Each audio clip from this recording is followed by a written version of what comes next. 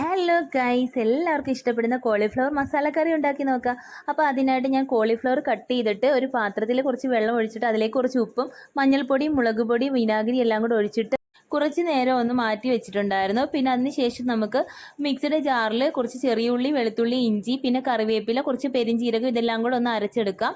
അരച്ചെടുത്തതിന് ശേഷം അരപ്പിൻ്റെ ആ കൂട്ട് കോളിഫ്ലവറിലേക്ക് ഒന്ന് പുരട്ടി വെച്ചിട്ട് അതൊന്ന് ഫ്രൈ ചെയ്തെടുക്കാം. ഒന്ന് ഷാലോ ഫ്രൈ ചെയ്തെടുത്താൽ മതി. അതിനുശേഷം വേറൊരു പാനിലേക്ക് വെളിച്ചെണ്ണ ഒഴിച്ചു കൊടുക്കുക.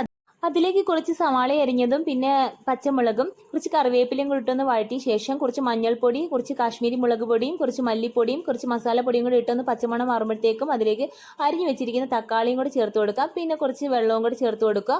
പിന്നെ ഒന്ന് മിക്സ് ചെയ്തതിന് ശേഷം നേരത്തെ ഫ്രൈ ചെയ്ത് മാറ്റി വെച്ചിട്ടുള്ള നമ്മുടെ കോളിഫ്ലവറും കൂടി ചേർത്ത് കൊടുത്താൽ ഉഗ്രനായിട്ടുള്ള കോളിഫ്ലവർ മസാല തയ്യാറായി കഴിഞ്ഞു. അപ്പോൾ ഞങ്ങളിവിടെ ചപ്പാത്തിയുടെ കൂടെയാണ് കഴിക്കാൻ എടുത്തത്. പിന്നെ എന്തോ ഒരു കുറവ് പോലെ തോന്നിയപ്പോഴത്തേക്ക് ഞാൻ മല്ലിയിലയും കൂടി ചേർത്തു. അപ്പോൾ വീഡിയോ ഇഷ്ടപ്പെട്ടാലൊന്ന് കൂട്ടാക്കണേ. നാളെ കാണാം.